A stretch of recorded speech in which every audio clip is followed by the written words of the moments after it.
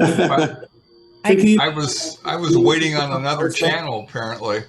yeah. Angela should answer the OSTA question. Yeah, hi. Hi, I'm Angela Garvin. There she is. I'm on the board of OSTA. And primarily what we do is we are an all volunteer organization. Funding for our programs can come from 100% of our members. So our membership fees for the year. And we educate and advocate for and provide resources. So we connect people with existing resources. And we serve just tenants. We don't serve landlords, but we do participate in the Landlord Tenant Coalition. We support park and marina tenants, people who own their homes and rent their spaces or their slips over water. And I think, you know, I'll let the other groups speak to what they do, but they are a state organization with offices in Salem, and they have funding that is covered by our $10 a year assessment. So when I say our, I mean all park and marina tenants pay into a pool that then helps fund their programs as well. So I think one is a significant differentiator is that we rely on all volunteer help and support to run our programs and our memberships. And we do work with the tenants and the landlords and giving information. We don't side one for the other. If a tenant calls in and asks for information, we will give them information about their responsibilities and we'll give that. And if the landlord calls in, we'll give them information about their responsibilities as well. So we'll work both sides. That's it. That's what we do. Thank you.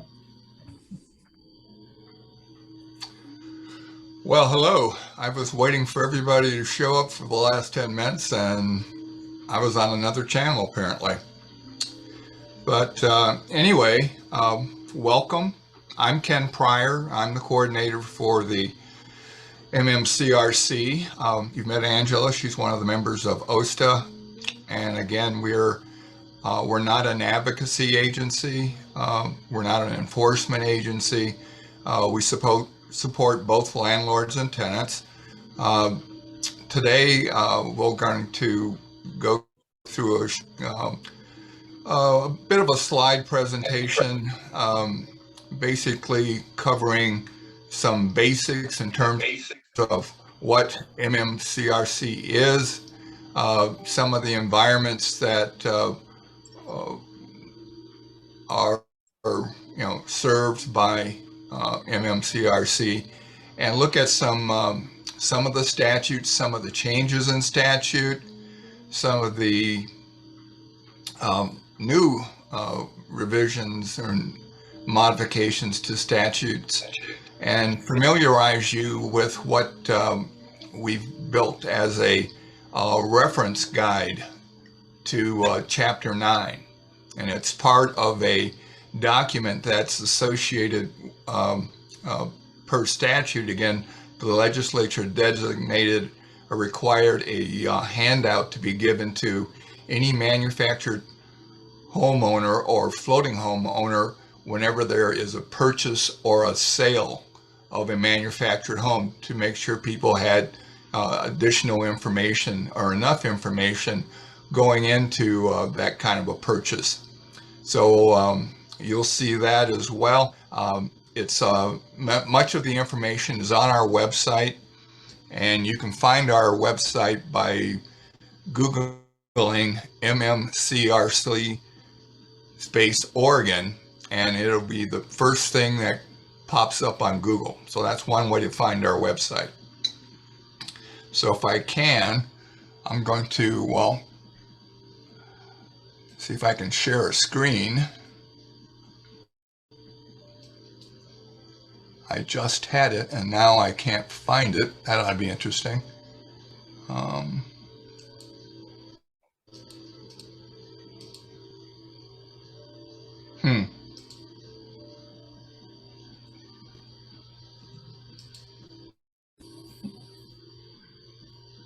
let's see if I can.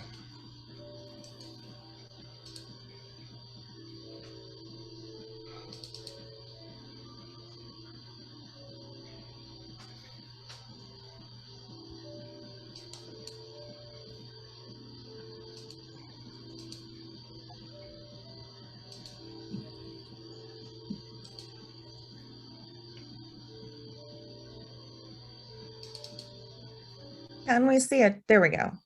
Got it? Yeah. Okay, good. Now, that was quite a surprise this morning to log on, and it told me I didn't have a password, which was very interesting.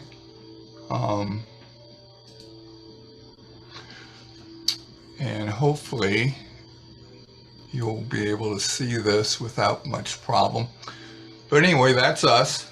We've updated our slideshow. This is a presentation that we use to familiarize different agencies with manufactured home parks and marinas, and try to get them accustomed to the idea of what these environments are.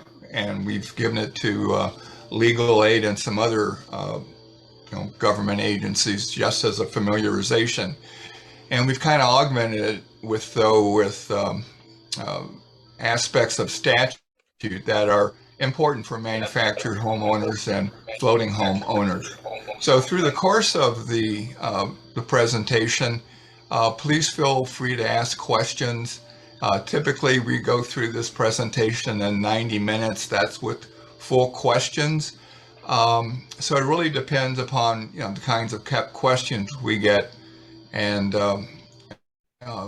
we'll do our best to answer those questions. But if you haven't been given a copy of the reference guide, I think Joe Bell has a copy of it, and we'll try to look at it, a little bit of those after the presentation.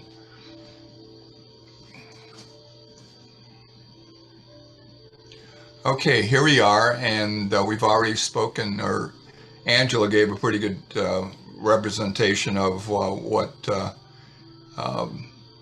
OSTA does, but we're a little bit broader, and this is our charter as speak today, and it provides services. I think of us as sort of an information repository for landlords and tenants. We're not attorneys.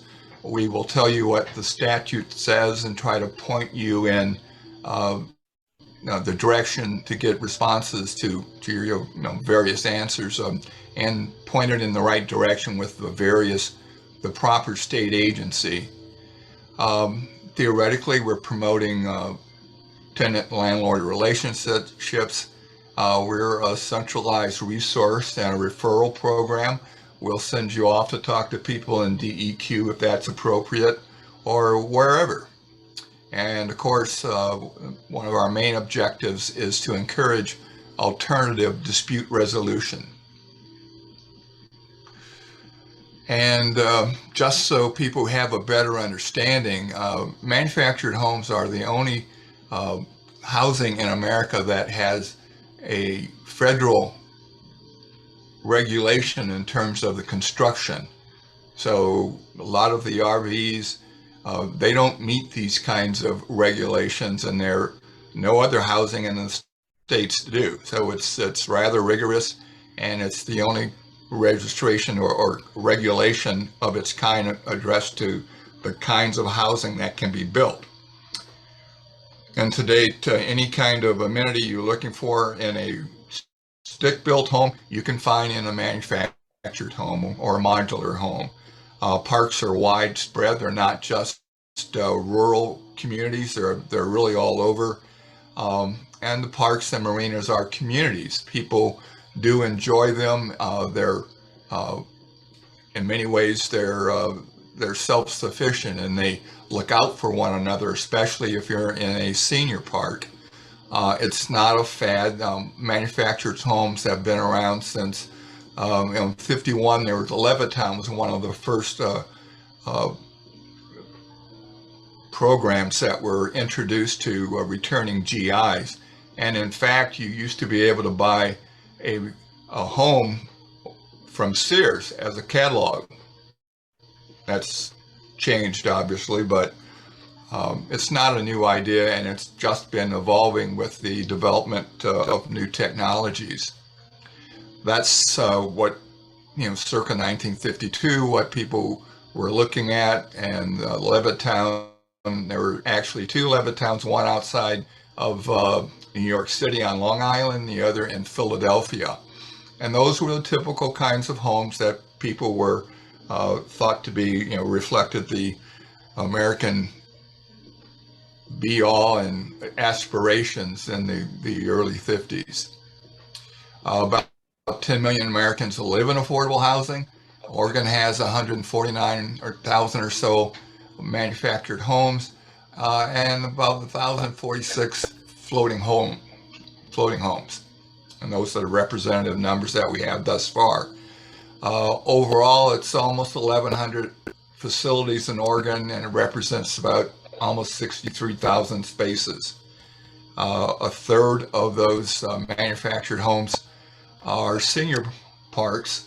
They have, they're 55 and older, and 50% of these manufactured homes, these senior parks, residents are over 60, and 20% of them have children.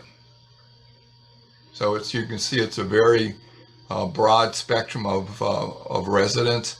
And since 1995, 73 parks have closed, and that represents, about 2,700 families. And you can imagine the impact closing a park has on a community as to, what are you going to do with these people, these elderly and children. It's a difficult scenario when a park closes. This is just to give you a feel at the size of the parks and where they're spread all over again. Multnomah County's got 93, 13 in the Eastern Union County. Douglas County has 64. Clackamas County has 100 parks. Lane County has 111, as you can see. And our largest park that I can recall right now, it seems to be in Clackamas County, and it's a park that has 530 or so residents. So you can see that these are small communities unto themselves.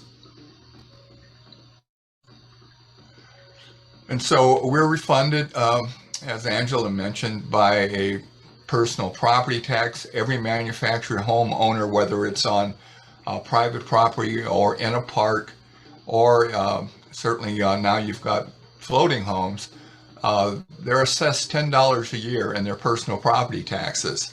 We also support understanding of fair housing laws for residents and landlords, and most importantly, mediation and communication skills training. And I'll talk more about that later, because we have a very strong relationship with the community dispute resolution centers that are in every county. And for your information, these are nonprofits for the most part, and aside from mediation, they can deliver other kinds of assistance in terms of communication skills training and teaching people how to run meetings. We also have an 800 line support that we provide, and those are kind of the basics that we supply. Call basically looks like this. The calls can be long now. Some of the questions are rather complicated, and you can, the process is certainly the inquiry, research, response, and we document them in a database. Our conversations are confidential. Nothing is passed to other or any other party without consent of the parties involved. And a call can take, by the time you've done the research, between 5 and 50 minutes. Some of the principles of living in a marina or a manufactured home, there are 3 documents primarily that you want to be very familiar with. One is a statement of policy that provides prospective tenants with the rent history, the utilities that are going to be provided, whether it's gas, electric, maybe it's, sometimes it's fuel gas. Parks also are required now to have informal dispute resolution policies, and more recently mandatory mediation, and there's other things involved as well. There are documents that explain the difference between informal dispute resolution and mandatory mediation on the MMCRC website, but we'll address that a little bit more as we go further.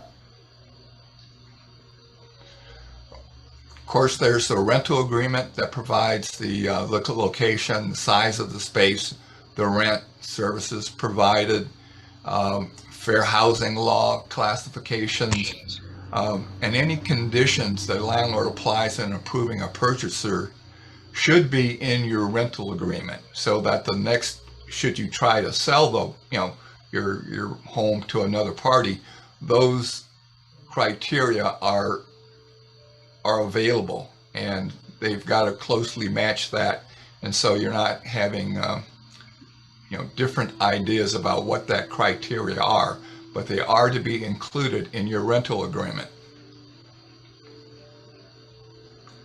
Park rules, and you have to remember that park rules are part of the rental agreement, and they described the tenant's use of the park facilities, and it can talk about the playing of loud music. Some parks have quiet hours, yard maintenance, hazardous material storage, swimming pool hours.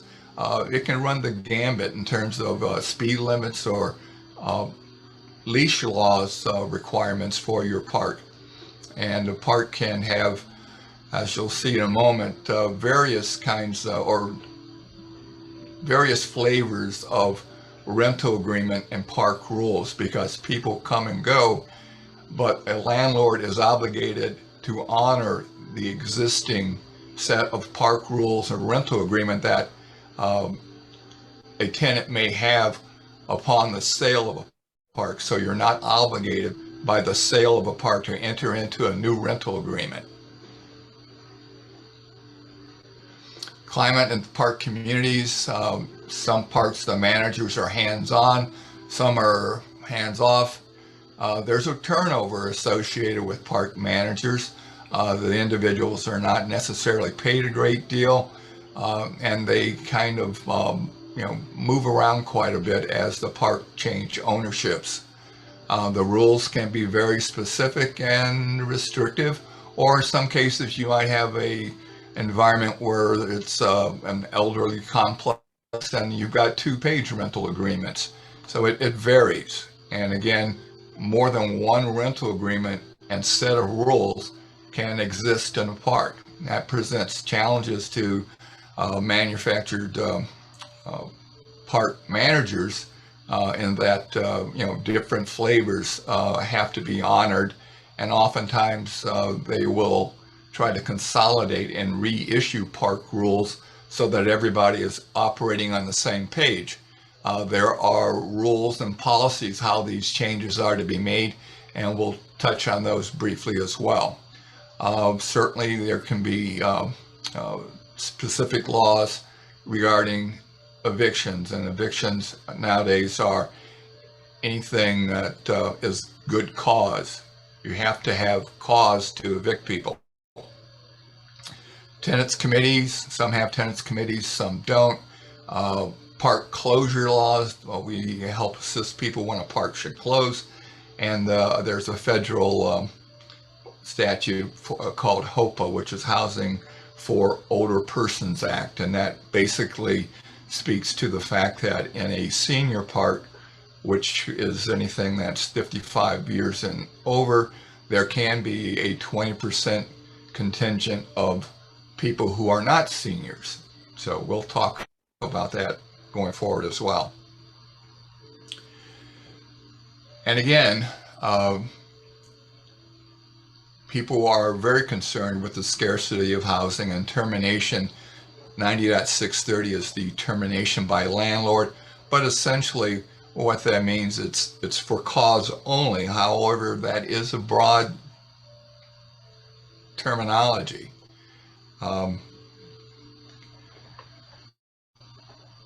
And basically, what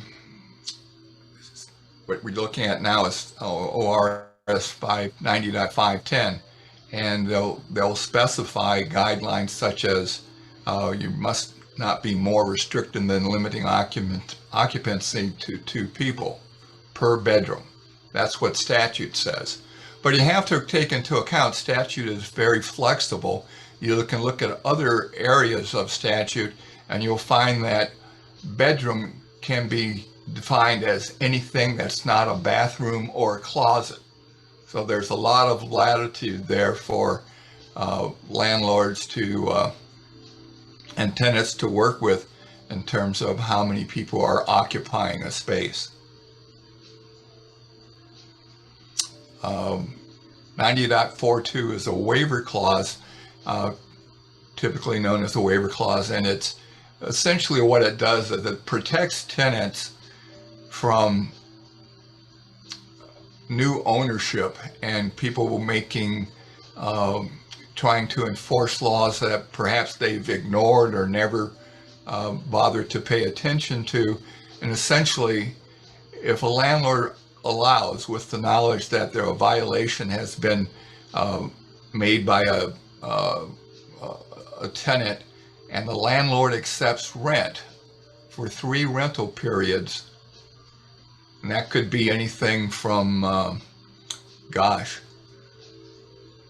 I'm trying to think of an example, but if, well, one of the best examples is oftentimes you'll have an extra occupant, someone that has lived with the other tenants, and if they're there on the premise and they typically are getting mail and they've been on the premise for 3 months with the landlord accepting rent, that individual is automatically a tenant.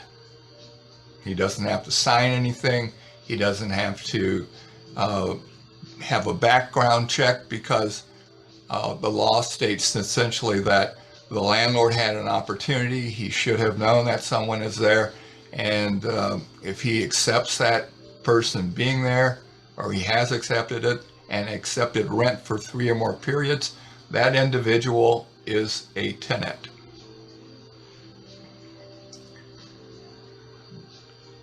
And statement of policy, this is just to give you a little idea of the flexibility of statute and how it's used. And it seems counterintuitive. 90.510, number 6, it says, however, this section does not create a presumption that all rules and regulations are identical for all tenants at all times. And the example that's been given to me most often is 2 tenants that have wood piles, and one has a wood pile that's not tended to, and wood is scattered all over the place, and children play in it, and dogs are running loose grabbing wood and whatever. The landlord can make a regulation that that tenant cannot have, more than, maybe a very small pile, where a neighbor who's well attentioned and takes care of a wood pile might be able to have a cord of wood. And so the landlord has that kind of flexibility, but not all laws are identical for all people at all times. So there's a certain amount of flexibility and trust that people will use, operate in good faith, that you should be aware of. And these are some of the rules that park rules. These are some of the areas that they can talk about: home maintenance, space maintenance, how often the home is painted, like we talked before, noise or quiet hours, utility fees, insurance, storage, how many guests you can have, how long guests can stay, parking, storage, RV parking, where you can park, fences, just a number of things that can be contained in park rules. And this shows you our relationship with other agencies within the state, and why I refer to us more of a information repository, because when tenants come in, they have questions and they can be all over the map. And our job basically is to identify those inquiries, and these are the main groups that we work with. There's a landlord-tenant coalition that has been in effect for quite a while, and that's where heretofore much of the changes to statute and legislation is created in this coalition of landlords and tenants and legal aid attorneys. Certainly we work with tenants and OSTA, the Community Action Agency. Every county has a Community Action Agency. Incidentally, no funding comes from the state or from the MMCRC, and I forgot to put, that's the one place I didn't catch the double M. But in any event, no funding comes from the state. It all comes from the Community Action Agency. We distribute grants and allocations, but programs like energy assistance, job training, and there are social services that are involved. Many times they are connected to the local nonprofits and charities. And if you have an elderly person or a person that's recovering from a serious operation and they need small jobs or like a lawn cut, many times the Community Action Agency has access to these parties that can provide that support for people. And of course, we work with the landlord, the tenant advocacy groups. The MHCO and OPOA are the two that are most prevalent at this point. Again, the CDRCs, where they provide mediation. Again, the mediation is a no-charge service. And there are other special projects. Again, they can come out and provide training, communication skills kinds of training. It has to be organized and scheduled, but the CDRCs are done that, and they've even done it for landlord park manager groups at times. So they're a flexible bunch of people, and they're very adept at fitting your schedule. They go through many hours of training to become qualified as mediators, and they're a good resource to understand. And of course, other state agencies. We work with legal aid and CASA, fair housing, DEQ, adult protective services, building codes. We work with all of those agencies, and oftentimes tenants have issues that involve those agencies, and we're happy to give them information on who to contact and how to get the most out of their inquiries. Some of the legislation that the coalition has been responsible for are hazard trees. And I see that in the chat there are 33 questions. I hope not, but if there's anything that seems to be particularly urgent, Joe, just sing out, and we'll try to address some of them as we go. I really don't want this to be a one-way, stream of consciousness on my end, if at all possible. But anyway, the hazard tree scenario was created. The statute limits hazard trees. It defines them basically as 8 inches in diameter or at breast height. That's one of the definitions. And the landlords are responsible for those maintenance and removal of those hazard trees as long as they fit that criteria. There are other criteria too, that it's not just limited to the trees, but it also is involving the roots of trees often dislodge homes, and that's something that the landlords are responsible for as well. Of course, the tenant is responsible for getting a certification from a arborist or tree surgeon. Oftentimes it's code enforcement that may have people that will come out and do it for free. Just depends on the county. And I see that there is a hand raised. Yes, ma'am. Hi, my name's Nancy. I think you're talking to me. Nancy McMacken with Twin Cedars Mobile Home Park. While I am an OSTA member, I'm not the chapter lead. But I do have some important questions that have come to me since our park was purchased by Legacy, a national corporation out of Florida. Allegedly, they said they didn't know the Oregon laws or that OSTA existed, etc. But I understand they had a park in Salem, Oregon, before us.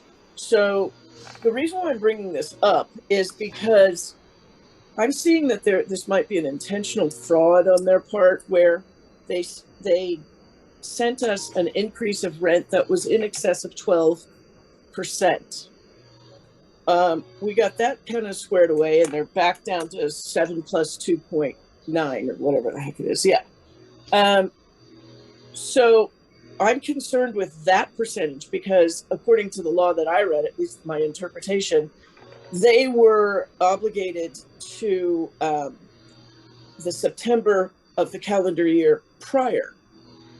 So that would still be 2.2. Can you shed some light on that? I have several questions that come to me. I am a community leader here. I'm the head of their Well, it is. I'm familiar with that particular instance. yeah.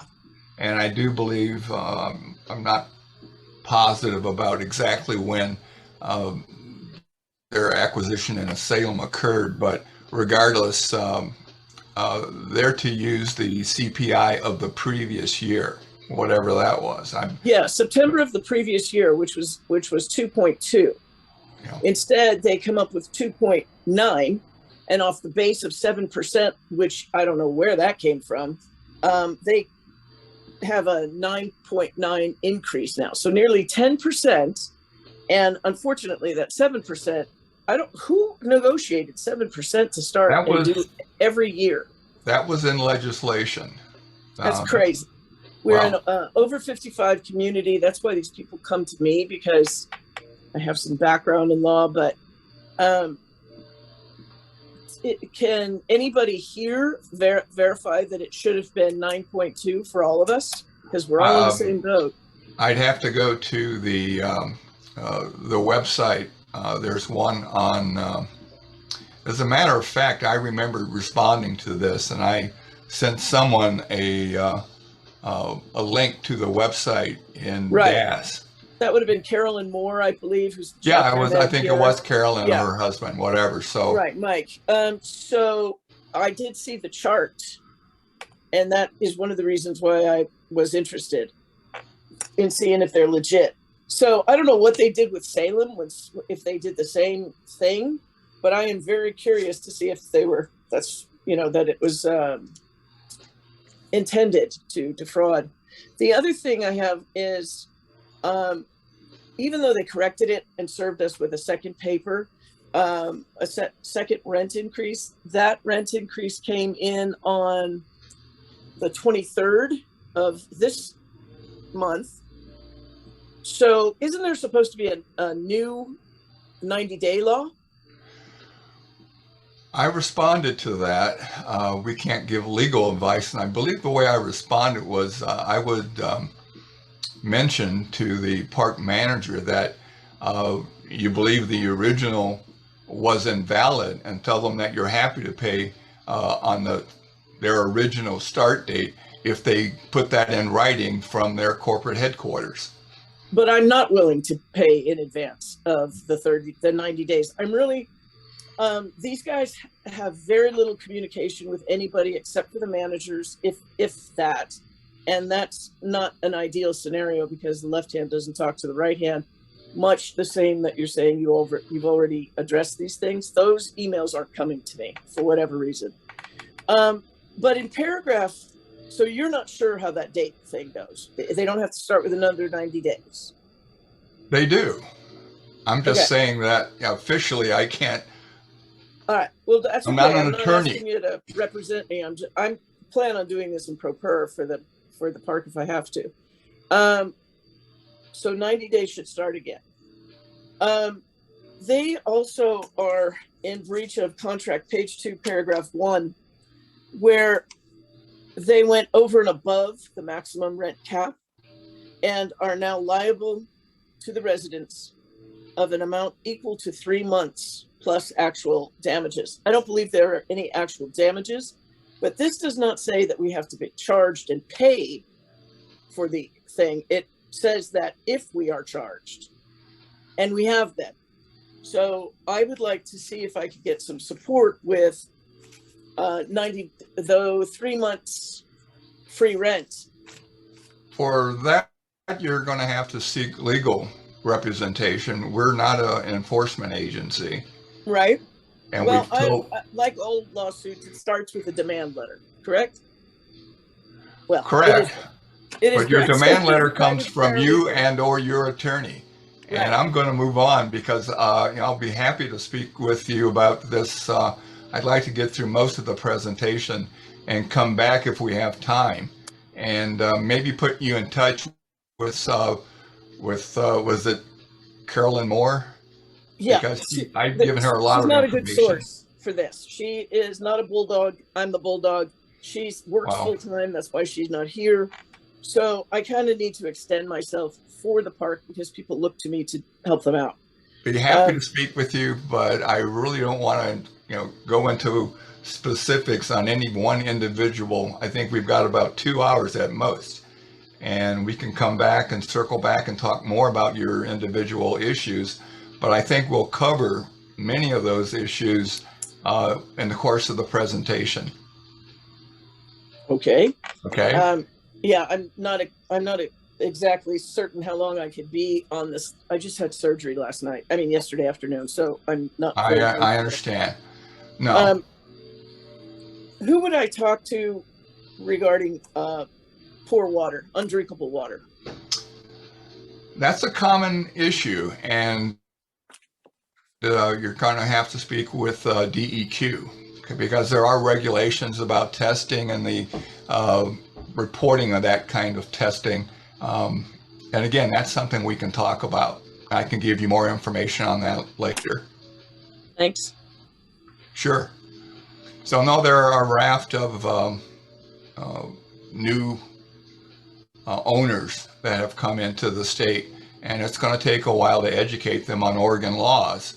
And we're going to be doing our best to inform you so you have some of this information. And a good source for that will be the reference guide.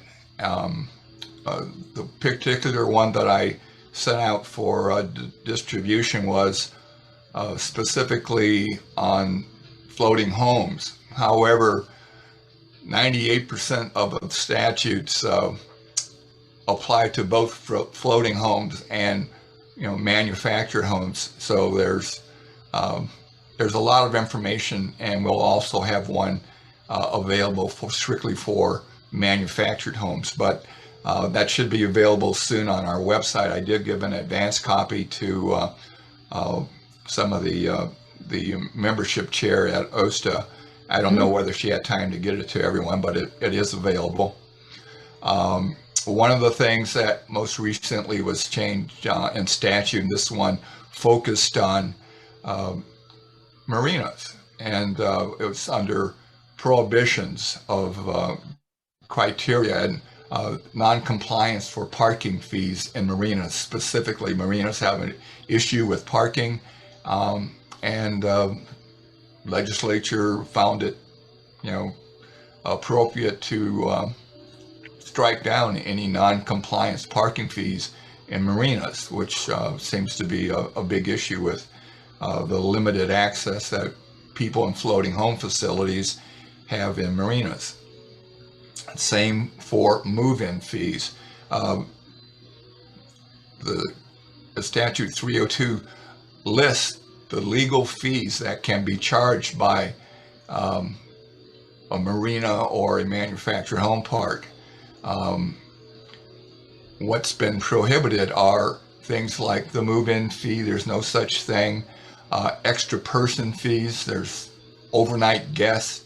And should the park make a contract to get some sort of maintenance or activity performed by a contractor, if they contract them, the park and its residents, the residents rather, are not responsible for any of those management fees.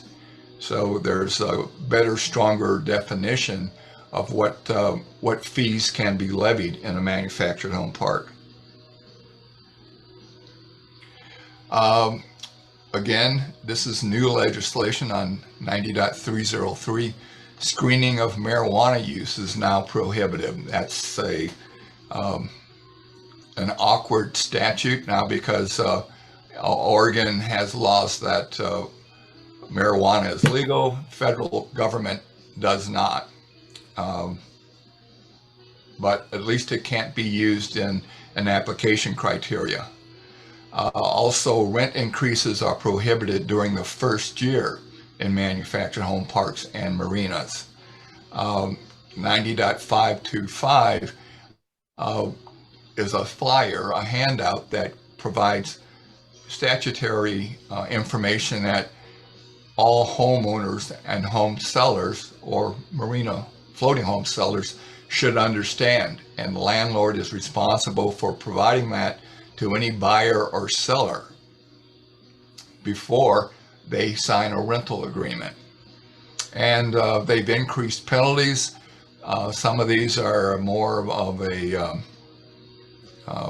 cosmetic penalty. They increase penalties on a landlord that violates the statute relating to selling of a manufactured home. If they disparage the home or commit some other violations, they can receive fines up to $1,000.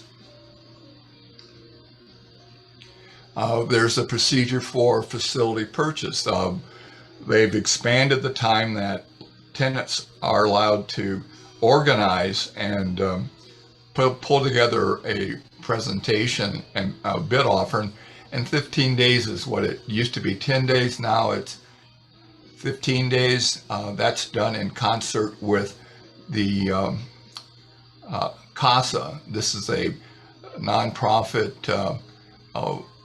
finance company that provides loans for manufactured home purposes and purchases rather, and others. There is a non-compliance part of that procedure for purchasing a facility, and they've increased the penalties in that area as well. Aside from the injunctive relief, if they violate those statutes in selling the park, they have to notify the tenants of the park sale. If they fail to do that, tenants can get injunctive relief, stop the sales process, and or if the sale goes through, they may be able to recover 10% of the sale price as a group. So that 10% of a sales price is a pretty hefty fine that tenants are eligible, and we're seeing much more compliance now in terms of notifying tenants and ourselves of the intent to sell a park. One of the newer pieces of legislation involved, again, temporary moving and movement of floating homes, and that's 90.729. There are a number of issues that landlords of marinas can require a floating home to be moved, but they have to give 30 days notice to the tenant. The landlord has to move that home to a habitable slip. It has to be something that's decent. It can't be in some backwater that is objectionable. And then they have to return the floating home to the original slip. So those are improvements that were made specifically for marina residents.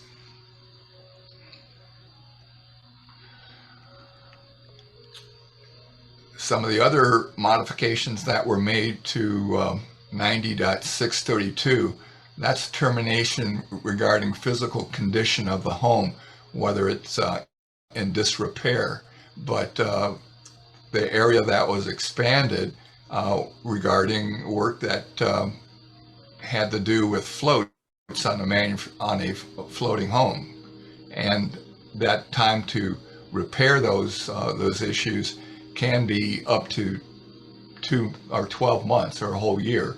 Typically, the statute allows for a minimum of 60 days with the opportunity for extensions, but they've really expanded that up to a year for marinas, for floating homes.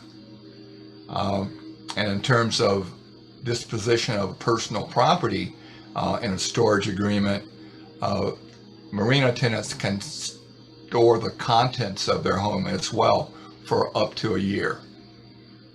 And so there have been some increased penalties, as we mentioned earlier, and the process for purchase has been extended for 15 days, which my opinion is still cutting it very, very close. And Yes. hi, it's Joe. I wanted to bring your attention to Bob Morrow. He has his hand raised. I can't see. I see it now. Okay, great. And I'll unmute Bob. Okay. I'm sorry, it's not working for me to unmute Bob. There you go. Oh, there you go. Great, thank you. Yes. Quick question.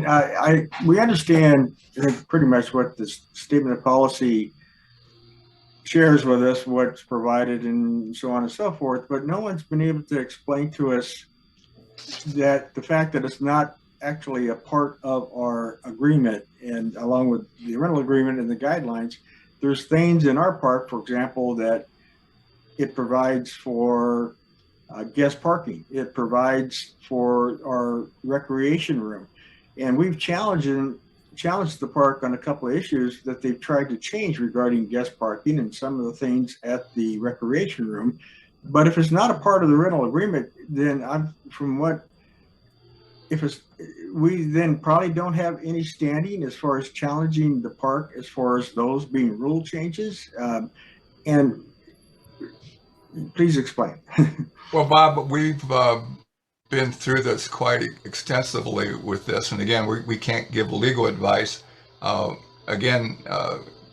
the lawyer's referral service that will give you an education on what your position might be. We've given you some general guidelines, and I'm not going to go into it much further.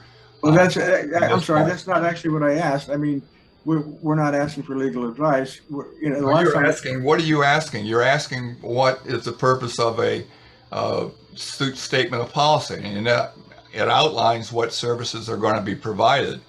Right. And it does provide some legal grounds in terms of a change in the bargain. But again, we're not attorneys, and that's something that you'll have to take up with an attorney. Right. The last you and I spoke, actually, again, it was about that, and you weren't able to answer as far as why it's not part of our rental agreement. I mean, do we? No, I'm not going to answer that, because that's not a question that that should be answered by a layman. I'll see if I can find Matthew and unmute. I know there's a lot of names here. Yes, hold on a second. Okay. I'm trying to unmute you. There you go, Matthew. Can you hear me? So, Bob, I'll answer your last question first. Can you all hear me? Yes. Okay. So, Bob, the statement of policy is not part of the rules or part of your rental agreement because the statute says that. Okay. The statement of policy is just a bunch of blah, blah, blah. It's not enforceable. They can't, the statement of policy might say visitors can't park on your lawn. It doesn't matter. Visitors can still park on your lawn because it is not an enforceable rule.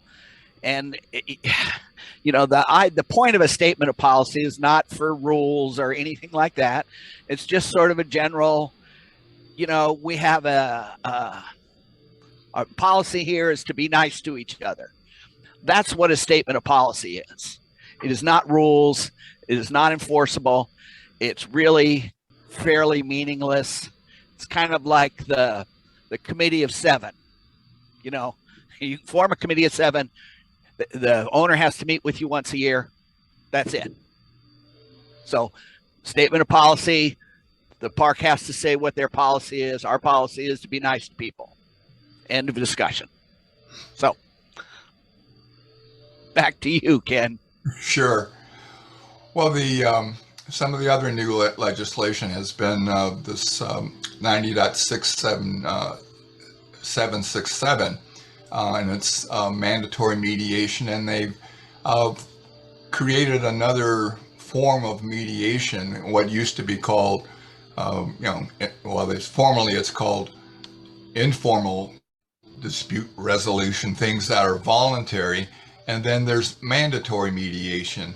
And you can think of mandatory mediation as something that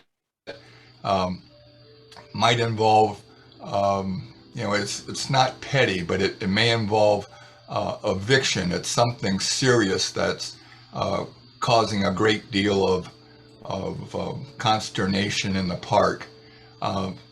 Voluntary mediation is nice, but it's voluntary. But mandatory, when it gets to a point where someone may be, maybe a hazard, maybe someone is burning issues or weeds or whatever in their backyard, or when it becomes a serious scenario, mandatory mediation is invoked. And basically what it does is it compels the parties to meet at least once. Statute also has created an opportunity to fund legal representation, which we're trying to accomplish right now due to COVID and the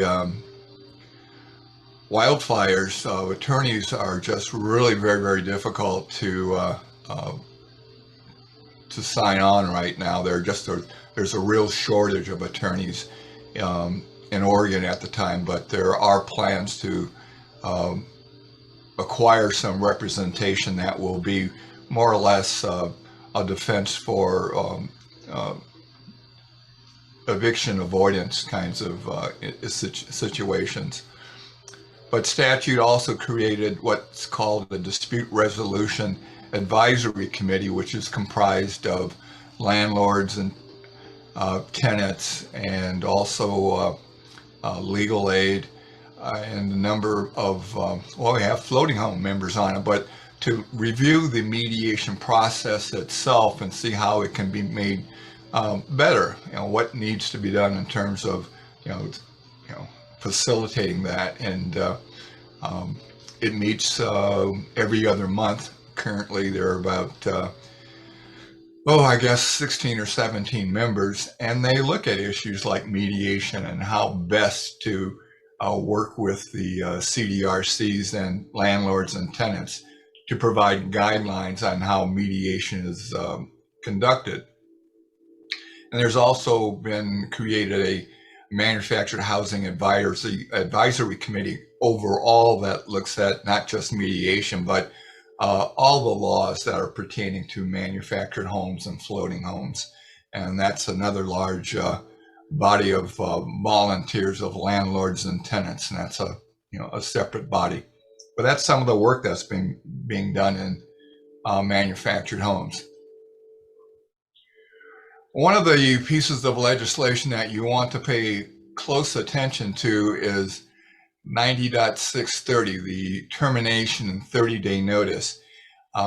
It's been significantly changed, and it's been changed and broadened. And basically, if you look at the law, it says materially violates a law related to the tenant's conduct. And it also says materially violates a rental agreement provision related to the tenant's conduct. Those are very, very broad. If you take them literally, it could translate to, oh, somehow or other the landlord found out that you received a speeding ticket. And that's conduct, because you can't have speeders in the park. And the second time you get a speeding ticket, should the landlord understand that, he can give you a 20-day notice and you're evicted without recourse. That is the new change to 90.630 that you really want to pay attention to. And that statute comes to play under number 6, and it reads, the same act or omission of prior violation which recurs within 6 months, the landlord may terminate the tenancy upon 20 days written notice, and the tenant has no right to correct that second occurrence of the same violation. So there's a lot of flexibility and vagary in the term materially, and that it's been expanded not just to the park, but to the general public, if you read the statute literally.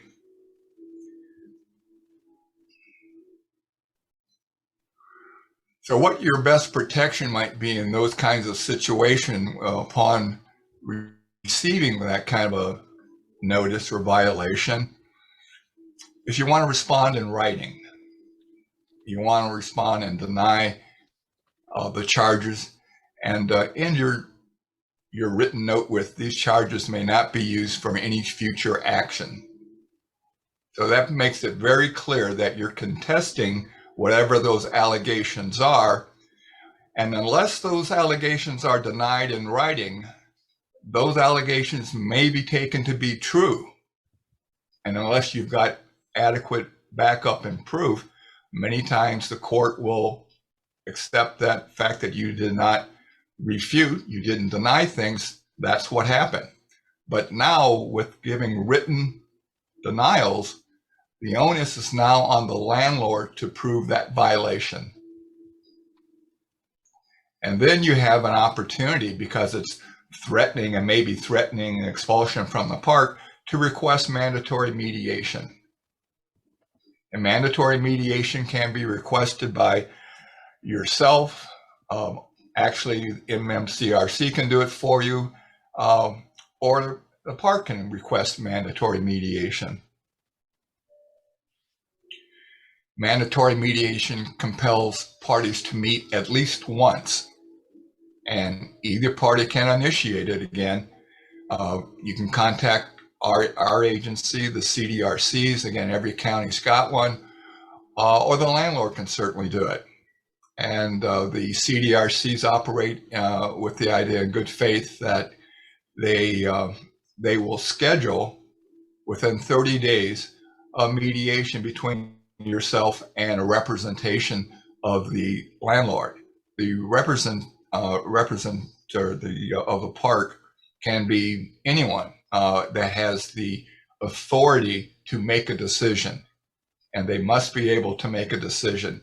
So unless a park manager can make a decision, you want someone higher than that, and the CDRC will assist you in making sure that the party that you'll be mediating with is a party that can in fact make a decision. The one thing that's good about mandatory mediation is that it suspends any court action until mediation is complete. But you have to file request mediation before those actions are filed. And it's very important, because you get to court and you've got a statement that says that you denied it. One of those violations goes away, could go away.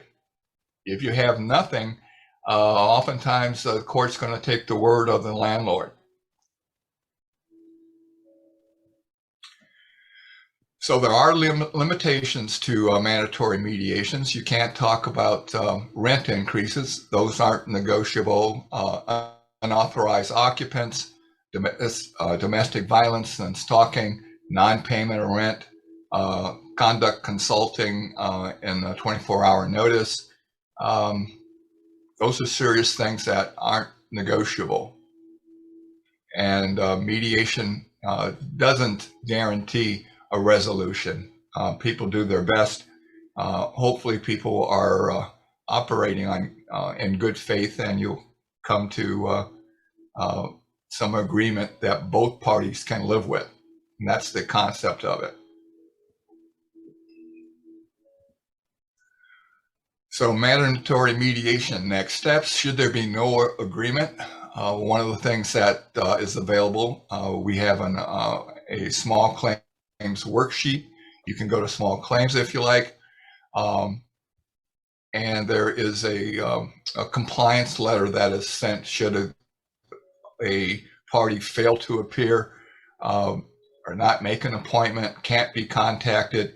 Then there are other processes that take place, and there are fines that are applicable if found to be, with foundation. So again, reviewing what we do as an agency, we maintain the directory. We certainly do the registration of parks. We try to educate people, tenants and owners, on their rights and responsibilities. We do approve the trainers that enter into the landlord training sessions. We co-author the subject matter for what that training is. We do a lot of inter-agency referrals to DEQ. There are some programs that are available for park owners from the state to assist their well systems and maintenance, and many owners don't realize that. And should there be a park closure, we'll support tenants working through that whole scenario of what what remuneration they might receive and how to go about making that transition. And again, we provide outreach to tenant rights education, and a lot of that can come from a CDRC. It's just a matter of getting a number of people together. With COVID, it's very difficult right now, especially if you're in your senior park and you've got elderly people that may or may not feel comfortable with computers and or are sensitive to meeting in groups. So all those things are aspects that have to be considered.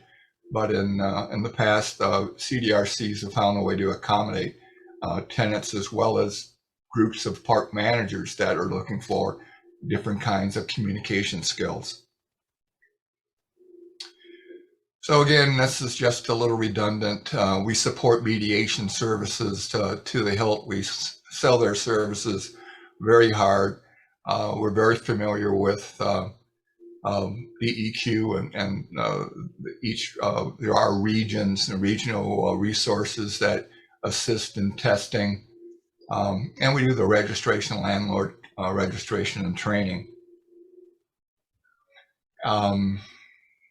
Again, on mediation and dispute resolution, the informal process, actually now it's part of the statute.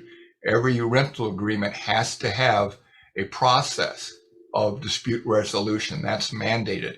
It must be in a rental agreement. Again, voluntary, informal dispute resolution is tenant on tenant. Typically, when you're dealing with a really serious issue, mandatory mediation, that's compelled, that's mandatory mediation. And there's a paper on that defines that a little bit better. And what we're really trying to do is develop that relationship with the tenants and getting them involved with many of the CDRCs that can do some of this, particularly training and listening skills, speaking skills, and mediation. And this is intended to be a bit of humor. There's never anything cut and dried and totally logical. I think, this is a slide here for why mediation. It's a unique way of looking at problems. Mediation is not win or lose. And we're Americans, and that's what we seem to be oriented toward. But you have a neutral third party that's there to facilitate the interchange. Also, in mediation, the parties create their own solutions. If you go to court, a judge will make that decision for you. The fact that you and the park manager or other individual can create their own solution, you don't have to follow the letter of the law. There's flexibility, and you get to focus on things that are interest-based. We need to understand what people want and what they need and why they want it. Those are some of the foundations of mediation. Again, the local CDRC has history of the local territory, what's going on. There's no cost associated with mediations. They can do communications training, again, with reservations. You have to schedule their time. They're a volunteer organization. They can do conflict coaching, group facilitation. There are a number of ways that CDRCs and or MMCRC can be involved with your local park or marina. The skills that you're looking for in mediation are listening, reflecting, speaking, focusing on a problem and not taking things personally, and looking forward as opposed to dwelling on past actions. One of the typical issues that you run into is ready, fire, aim. That's typically the process, but mediation allows you to prepare and know and observe your audience and know what you want, what your requirements are. Focus on the problem, calm, and most important, listening. One of the tools that I use is ACEs, which basically backs into acknowledge, clarify, emphasize, and summarize. And that builds rapport, respect, and trust. The benefits are, again, people are more invested in the solutions that they create, and it keeps the manager in a better position of supporting all parties. He's not forced to take a side. And again, you're going to be prepared for future problems, much better skills in terms of solving problems and just basic understanding of many of the statutes and day-to-day park living. And I guess the big plus is there are no charges, no fees for anyone. A landlord doesn't have to go to court. There are no court fees, and there are no fees for the mediation. Ken? Yes. Hi. Cynthia Detman has her hand raised. Great. Hi, Ken. I'm in Wingspread Mobile Home Park in Ashland. I'm looking at the statute. I don't know if you can look at yours quickly, but 90.510 subsection 6 talks about rules and regulations. Mm-hmm. And it says a rule or regulation. This is what's making me puzzled, because you mentioned the new law 90.630 that basically it sounds like a person can be evicted for pretty much any violation of the rental agreement. And what 90.510 says is a rule or regulation is enforceable against the tenant only if the rule promotes the convenience, safety, or welfare of the tenants, preserves the landlord's property from abusive use, and the rule or regulation has to be reasonably related to the purpose for which is it adopted, etc. So it looks like the statute has some limitations on the reasons that a tenant can be evicted. But your interpretation of that new law sounded so broad that a landlord could evict someone for just about anything. We had a recent incident in our park where an elderly man got a court notice for eviction. And the reason was that he had a bush in front of his house that hadn't been fully trimmed. And the number of his house was on the side of the building instead of the front. Mm-hmm. And he had gotten a letter saying you need to move the number of your house from the side of the building to the front, and you need to trim these bushes in your front yard. And he didn't do that to their satisfaction, apparently, and they went to court to evict him. Now, does this new law allow that? If you take it literally, yeah, it would. But But you're not afraid that you're interpreting it too broadly? That's not my opinion. I didn't write the statute. No, but you interpreted it. Well, so broadly. I'm speaking literally what it says, and also what it says in front of that, and what judges are supposed to take into consideration is that word materially. So that offense, in comparison to the overall scheme of what the result to on the tenant in terms of eviction, how that all balances out, how big of an issue is it really? That materially covers a lot. I'm not in favor of that law. Quite personally, I think it's abusive, or it lends itself to abuse. Yeah. But do you know whether the coalition recommended that legislation or how it came about? Maybe you don't have any information on the history of the amendment. I do not know exactly. I don't recall that particular verbiage being exposed in or discussed in coalition. Matthew Johnson, do you have any comments on that? Matthew, are you there? Joe's got a. Okay. While he's unmuting, this is Angela. I have a couple of thoughts, if I could. Okay. About that. So yes, you are correct that part of the statute does limit the rules that a landlord can enforce. Now, we've all seen rental agreements and rules that are ridiculous and don't comply with that. So the landlords tend to write whatever rules they feel like writing, regardless of whether they pass that test that you mentioned. The trick is that if the rule is not enforceable, if the rule doesn't follow one of those things, the safety and welfare of other tenants, the protection of landlord property, et cetera, and the landlord is trying to enforce a rule like that, then you could, reject it. You could hire an attorney to go to court over it. There's a lot of different things you can do. As far as the history of the materially violate, I do recall that. I was part of the coalition for 3 years that worked on that bill. And before 2019, that particular statute, 510, did not have any description in there in front of the word violate. So it just said, anytime a tenant violates a rule or the rental agreement, they can be terminated.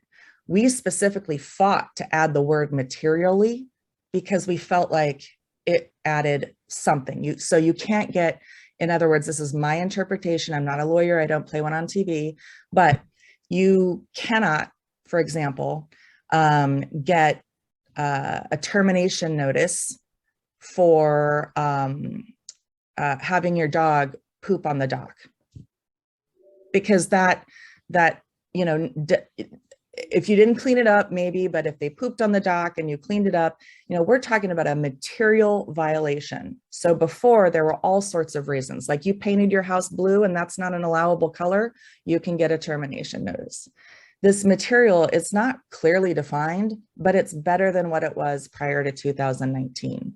And when you work in the coalition and your tenants on one side of the room and landlords on the other, any little tiny victory that you can get that, further defines, like limits the reasons for evictions is a pretty good thing. It's not perfect, but you know, that it was intentional to put the word materially because it didn't exist there before. So that was actually an improvement of the statute rather Yes. than, yeah, because it seems like Ken was portraying it as a change that's not good for tenants. And that's Well, I what- think it's not good in terms of the way many landlords interpret it. Ken's right too. And when we battled over this particular item in the coalition for a long time. Ken and I spent time on the phone outside of the coalition. Me and lots of others did as well. We were really not happy with the way the whole legislation, the language of the legislation turned out. We wanted more improvements. So it was better than it was. But I mean, if you want to like put a litmus test on how happy I was with it. Yes, it was an improvement. No, it wasn't at all what we wanted. We Okay. wanted. So could I ask Matthew to comment? Yeah. Matthew, my question is, did you hear my question before, Matthew? Are you there, Matthew? Hello? Maybe he has a bad connection. Okay, Matthew. thank you. I'm done. Thank you. Hello, Matthew. I just don't want people to leave with the impression that they should be in fear of their landlord because they could be terminated and evicted for pretty much anything. I really want to emphasize as a general message that people should look closely at any reason that they're given for termination and definitely go to mediation over it. Don't say, oh, well, the statute says they can evict us for just about anything. Well, that's the important part, is denying any kind of allegation in writing. Yeah, I So just you've got- want people to stand up for their rights. Well, yeah. and that's ask part for, of it. do everything in writing always is a good advice. And if there's any eviction, it's not for not paying your rent, or it's not for shooting someone, it's not for, violating some clear criminal law, they shouldn't be able to evict you. And that should be the message that we're sharing with people. And I think people should really be strongly encouraged to fight any sort of unreasonable eviction. And hopefully OSTA is a good place to call for help in getting both advice and attorney referrals. Well, the takeaway is to put things in writing, so you've got some sort of a paper trail created. And the other is to request mediation right away. But yet what the reality is that a lot of people have no idea that they have the right to mediation. I've lived here in this park for 2 years and people weren't even familiar with the concept. So I think that there hasn't been a great job somehow of getting the word out about the mediation legislation, and it's not commonly understood. So I'm glad that everybody on this call knows about mediation now. Well, there are 16 mediation centers or CDRCs across the state. And everybody does their best to educate people.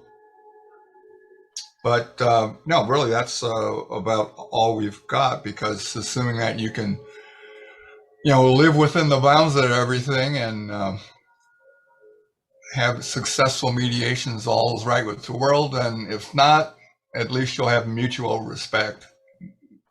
I think mediation is a great tool for people, and we've got a little bit of time left. I guess we can entertain more questions if there are more questions.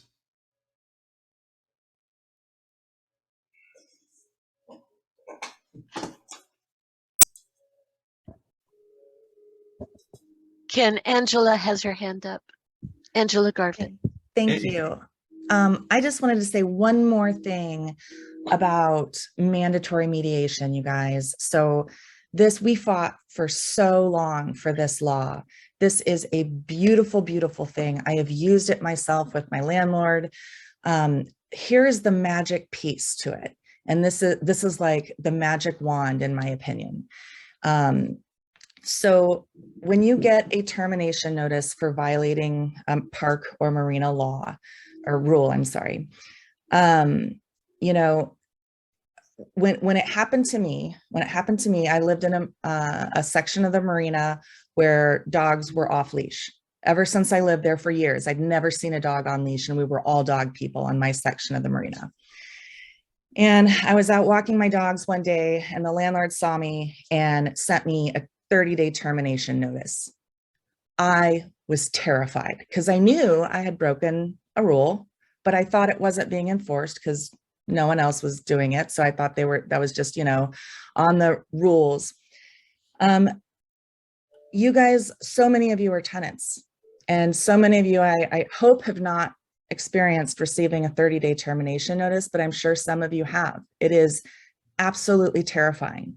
You don't sleep, you're counting down the days on your calendar. It's horrific. And when I went to try to talk to my landlord about this, say, hey, can you remove this?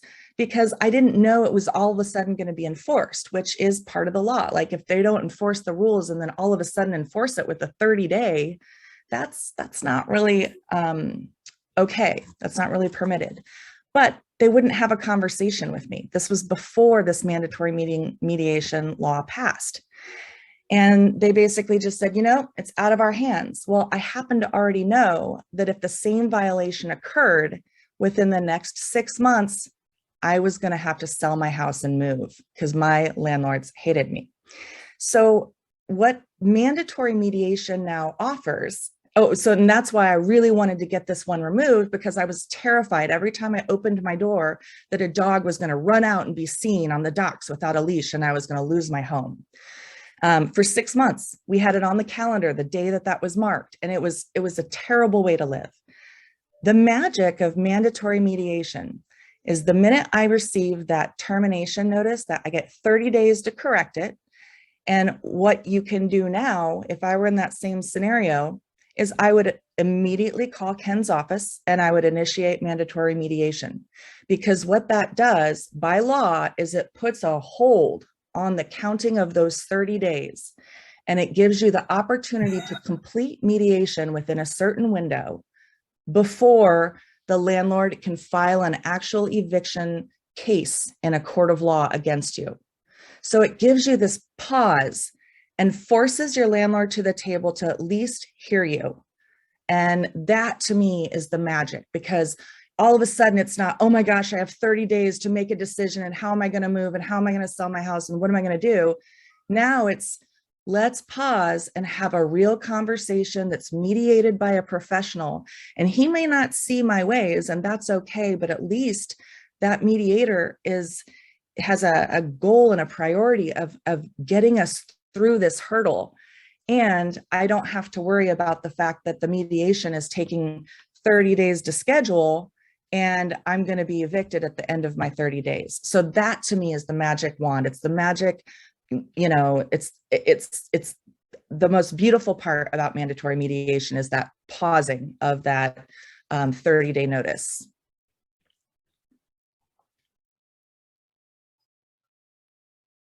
Yeah, no, and again, mediation is something that's, it's been around since, 1989.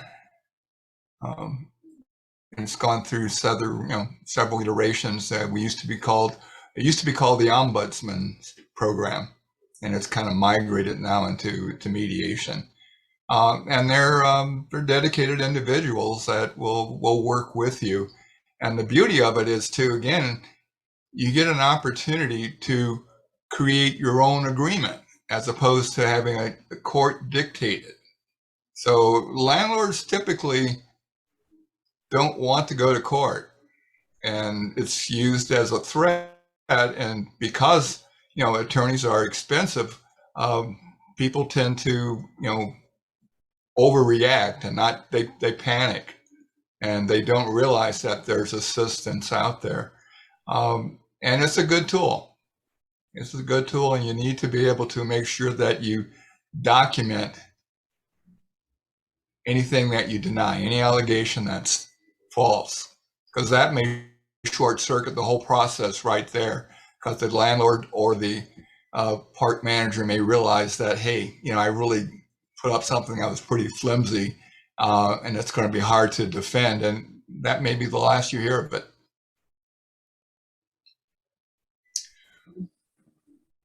Carla, you got a question? I was Or gonna are you say, just waving? and sometimes, I mean, I've had tenants reach out to me, and I'm learning, and through working with Ken, is that not everything that a landlord puts in the park rules and even their lease agreements, that the rules, that their rules are not always state rules, because sometimes are actually, because we had a landlord's put in there that they had to put a spouse on title of the manufactured home, and they were saying that if you don't, they were going to get evicted, but that's not a state law. And so they were going to get evicted. And so reaching out and asking those types of questions. And so just asking that's what we're here for, is those kind of questions. We can't give legal advice, but we can say, reach out and give them resources to find those questions out, so they don't make decisions or do things that they don't legally have to do, or tenants legally have to do. And so that's the resource we're here for, is to be able to direct you guys, or direct tenants into places that can answer those questions or things, because again, they're parks rules and regulations that the parks have come up with, but that doesn't make them state rules or state laws or anything like that. They're just the rules for the park. So that they tell you that and I tell them, if it doesn't seem to make sense, you don't always question. You can question it. It's okay to question your park rules and then get advice on that.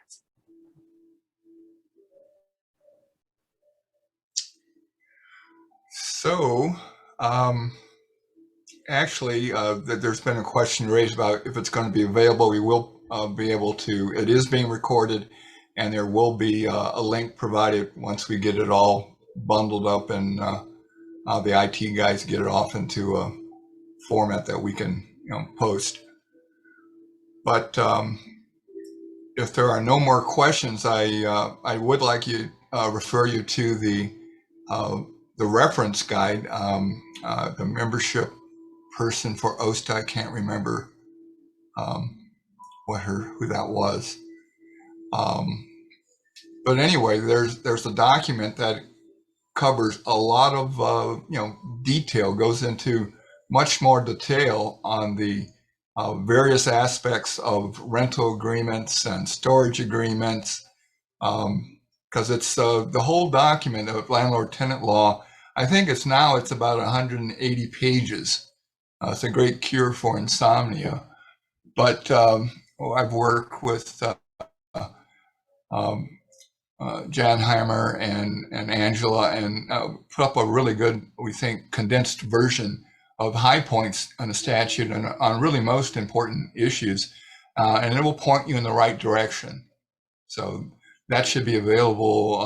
Well, certainly the OSTA membership chair, she has a copy of it, and if you contact our offices, we'll certainly get something out to you in email. And if there's no other questions, we'll just close. Ken, Yes. Kathy Cayley is asking if the PowerPoint presentation will be made available to everyone. I have to think about that, because we get into a situation where there's a lot of discussion that goes behind the slides. So I'm a little reluctant to just let the slides go, because Ken, this is Rick. Go ahead. They can always ask you questions to clarify anything on that PowerPoint, but the PowerPoint is pretty good. And okay. If they have any questions, they can always contact you on that. But feel free to, and forgive me for speaking on your behalf, but I think it's a good PowerPoint. And if somebody had clarifying questions, they can always email you on that. Okay.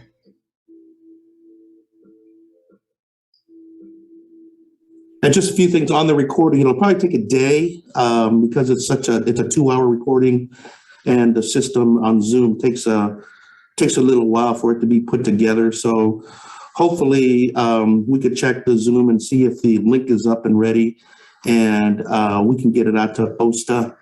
But we'll check. We'll go through it to make sure everything's on there before we post it, and make sure everything recorded well.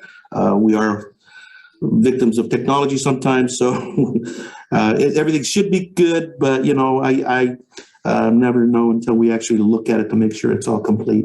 But we'll make it available to you as soon as we can. More than likely, it'll be tomorrow afternoon sometime. Could I ask one last question to Ken? Sure. Ken, you mentioned that you're hoping that the department will be able to hire an attorney sometime in the future. Are there specific issues that that attorney will be dealing with? Will it be primarily evictions, or do you know? It's still, you know, taking shape, but I think the focal is eviction Okay. prevention. And they would be available throughout the state then? Yeah. Okay, thanks.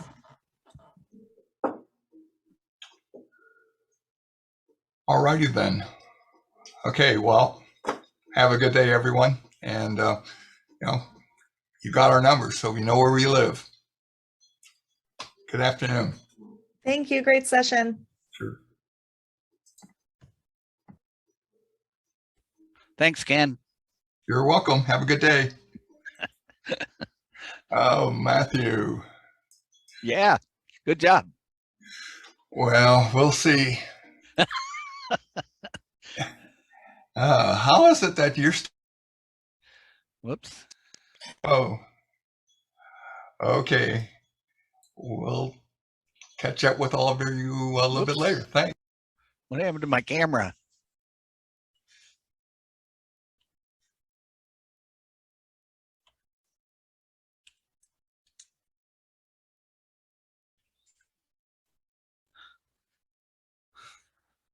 Guess we're all out of here.